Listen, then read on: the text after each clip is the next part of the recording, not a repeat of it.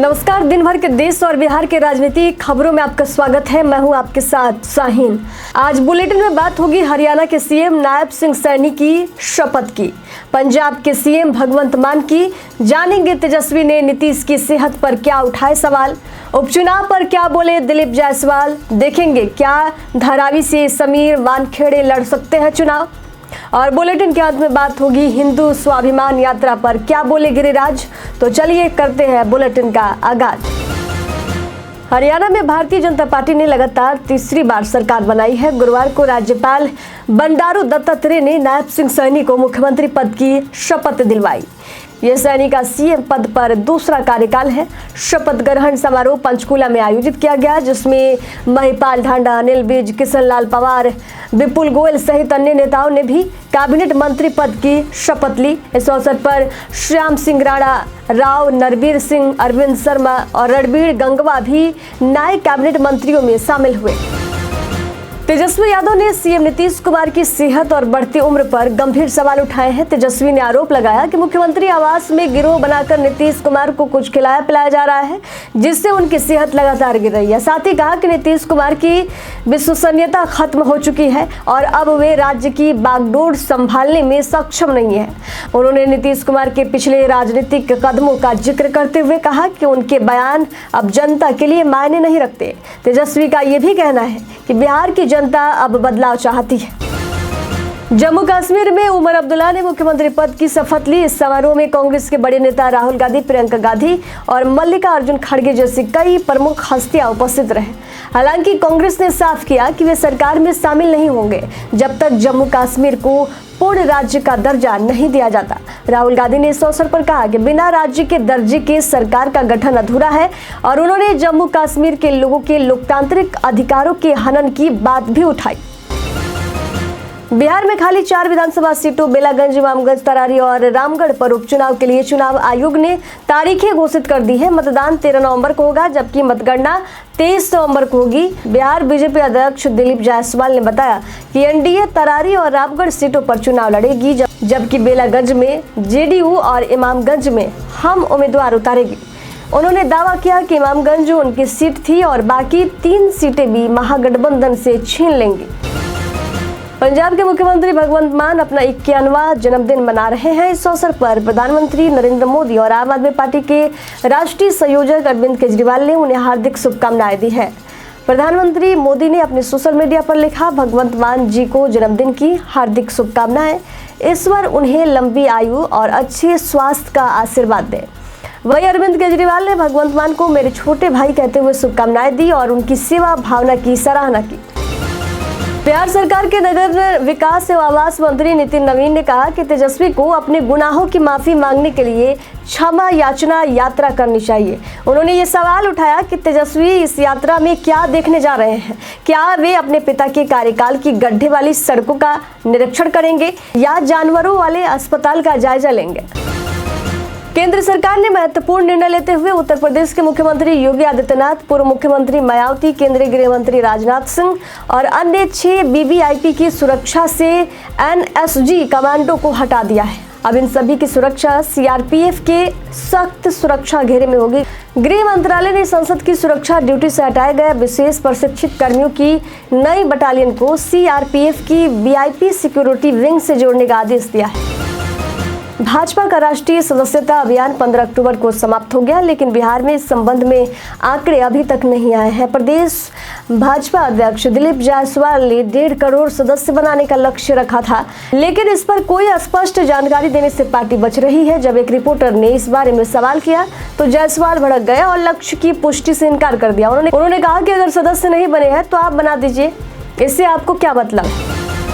तेजस्वी प्रसाद यादव की 18 अक्टूबर से शुरू होने वाला कार्यकर्ता दर्शन सह संवाद कार्यक्रम अब स्थगित कर दिया गया है। बुधवार को तेजस्वी यादव बांका के दौरे पर थे, जबकि आज उनका जमुई में कार्यक्रम होगा। इसके बाद वे पटना लौटकर 18 अक्टूबर को झारखंड के रांची के लिए रवाना होंगे। रिपोर्ट्स के अनुसार 19 अक्टूबर को रांची में राहुल गांधी से उनकी मुलाकात की संभावना है। पार्टी के प्रदेश प्रवक्ता चित्तरंजन गगन ने बताया कि ये निर्णय झारखंड चुनाव और बिहार के 4 सीटों पर होने वाले उपचुनाव को देखते हुए लिया गया है।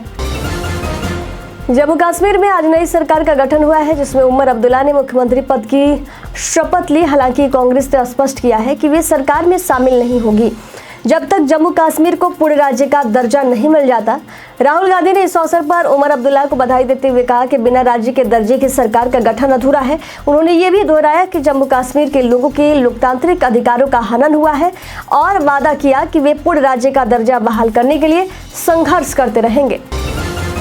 बिहार के छपरा और सिवान में हुई जहरीली शराब मामले में तेजस्वी यादव ने सरकार पर गंभीर आरोप लगाए हैं। उन्होंने अपने सोशल मीडिया अकाउंट पर लिखा कि सत्ता संरक्षण में 27 लोगों की हत्या कर दी गई और दर्जनों लोगों की आंखों की रोशनी चली गई। उनका कहना है कि बिहार में भले ही शराबबंदी लागू हो, लेकिन सत्ताधारी नेताओं, पुलिस और माफिया के गठजोड़ के चलते हर जगह शराब उपलब्ध है। तेजस्वी ने यह भी सवाल उठाया कि इतने लोगों की मौत के बावजूद मुख्यमंत्री नीतीश कुमार ने शोक संवेदना तक व्यक्त नहीं की। महाराष्ट्र में विधानसभा चुनाव की तारीखों का ऐलान हो चुका है और इसी बीच एनसीपी के वरिष्ठ नेता शरद पवार ने एक महत्वपूर्ण बयान दिया। शरद पवार ने कहा कि उनकी पार्टी प्रदेश अध्यक्ष जयंत पाटिल को महत्वपूर्ण जिम्मेदारी सौंप सकती है, जिससे राज्य के भविष्य को नया आकार देने में मदद मिलेगी। उन्होंने कहा कि जयंत पाटिल की भूमिका इस दिशा में बेहद अहम होगी और पार्टी के कार्यकर्ताओं का भी उन्हें पूरा समर्थन प्राप्त होगा। पवार ने मौजूदा सत्ताधारी गठबंधन पर भी निशाना साधा है। गुरुवार को all India United democratic front के नेता मौलाना बदरुद्दीन अजमल पर भारतीय जनता पार्टी के नेता गिरिराज सिंह ने तीखा प्रहार किया। गिरिराज ने कहा कि ये लोग भारत को भारत माता नहीं मानते, इनका देश पर भरोसा नहीं है और ऐसे लोगों की पहचान खुद की खत्म हो जाती है। साथ ही उन्होंने कांग्रेस पर निशाना साधा। कांग्रेस के राज्यसभा सांसद प्रमोद तिवारी ने संघाई सहयोग संगठन की बैठक में विदेश मंत्री डॉक्टर एस जयशंकर की स्पीच को लेकर कहा कि जब विदेश मंत्री विदेश यात्रा पर जाते हैं तो उन्हें विपक्षी नेताओं को भी जानकारी देनी चाहिए। इसके अलावा हरियाणा में नायब सैनी के दूसरी बार मुख्यमंत्री बनने पर तिवारी ने कहा कि ये एक विवादास्पद चुनाव का विवादास्पद परिणाम है। उन्होंने सैनी से किसानों की समस्याओं और महंगाई पर ध्यान देने की अपील की। महाराष्ट्र विधानसभा चुनाव की तारीखों की घोषणा के बाद राजनीतिक सरगर्मियां अपने चरम पर पहुंच गई है। सूत्रों से मिली जानकारी के अनुसार चर्चित IRS अधिकारी समीर वानखेड़े जल्द ही शिवसेना में शामिल होने जा रहे हैं। वानखेड़े महायुति के टिकट पर चुनाव लड़ने की योजना बना रहे हैं और उन्हें धारावी सीट से उम्मीदवार बनाए जाने की संभावना जताई जा रही है। धारावी, जो एशिया की सबसे बड़ी झुग्गी बस्ती के रूप में जानी जाती है, वहां से वानखेड़े की उम्मीदवारी पार्टी के लिए नई दिशा तय कर सकती है। अखिलेश यादव ने कहा कि भाजपा ने अपनी संभावित हार से बचने के लिए मिल्कीपुर का चुनाव टाल दिया। उन्होंने ये भी बताया कि बीजेपी के आंतरिक सर्वे में उनकी स्थिति कमजोर दिख रही थी, जिसके चलते चुनाव स्थगित करने का फैसला लिया गया। लखनऊ में महर्षि वाल्मीकि की जयंती के अवसर पर बातचीत करते हुए अखिलेश यादव ने ये बातें कही। झारखंड और महाराष्ट्र विधानसभा चुनाव के साथ ही 14 राज्यों की 48 विधानसभा सीटों और 2 राज्यों की 2 लोकसभा सीटों पर उपचुनाव होने जा रहे हैं। जिन 2 लोकसभा सीटों पर उपचुनाव के लिए तारीखों का ऐलान हुआ है, उनमें राहुल गांधी के इस्तीफे से रिक्त हुई केरल की वायनाड लोकसभा सीट भी है। वायनाड सीट से कांग्रेस ने प्रियंका गांधी को चुनाव मैदान में उतारने का ऐलान भी कर दिया है। प्रियंका गांधी की वायनाड सीट से उम्मीदवारी के ऐलान के साथ ही चुनावी राजनीति में एंट्री के साथ ही अब बात इससे भी लेकर हो रही है कि गांधी फैमिली को साउथ कार्ड कितना रास आता है। नायब सिंह सैनी ने सीएम पद की शपथ ले ली है। इसके ठीक बाद एनडीए शासित राज्यों के मुख्यमंत्री और उप मुख्यमंत्री चंडीगढ़ में बीजेपी की ओर से एक आयोजित सम्मेलन में भाग लेंगे। सम्मेलन में विकास के मुद्दों, संविधान के अमृत महोत्सव और आपातकाल के संदर्भ में लोकतंत्र की हत्या की कोशिश के 50 साल पूरे होने पर चर्चा की जाएगी। कर्नाटक के मुख्यमंत्री सिद्धारमैया एक बार फिर बीजेपी के निशाने पर है। मैसूरी शहरी प्राधिकरण की भूखंड आवंटन घोटाला मामले को लेकर बीजेपी ने गंभीर आरोप लगाए हैं। बीजेपी का कहना है कि सिद्धारमैया इस स्कैम में पूरी तरह से शामिल है और उन्हें मुख्यमंत्री पद से तुरंत इस्तीफा दे देना चाहिए। महाराष्ट्र की राजनीति में एक बार फिर हलचल तेज हो गई है। सत्तारूढ़ महायुति के मुख्यमंत्री चेहरे को लेकर देवेंद्र फडणवीस ने बयान दिया है। उन्होंने कहा कि मुख्यमंत्री पद के लिए उम्मीदवार की घोषणा करने की आवश्यकता नहीं है, क्योंकि एकनाथ शिंदे को पहले ही गठबंधन द्वारा नामित किया जा चुका है। फडणवीस ने आगे कहा कि महाविकास अघाड़ी मुख्यमंत्री का ऐलान नहीं करेगी, क्योंकि उसे अपनी हार का एहसास है। केंद्रीय मंत्री गिरिराज सिंह ने अपनी हिंदू स्वाभिमान यात्रा शुरू करने का ऐलान किया है। ये यात्रा खास तौर पर सीमांचल क्षेत्र में हो रही है, जो मुस्लिम बहुल इलाका है। गिरिराज सिंह ने इस यात्रा को गैर राजनीतिक बताते हुए कहा कि इसका बीजेपी, जेडीयू या एनडीए से कोई संबंध नहीं है। उन्होंने मीडिया से बातचीत में ये स्पष्ट कर दिया कि वे एक हिंदू के रूप में यात्रा कर रहे हैं और स्वामी दीपांकर के नेतृत्व में इसे आगे बढ़ा रहे हैं। तो खबरों के सफर में दीजिए जाने की इजाजत। देखते रहिए सियासी पेज। नमस्कार।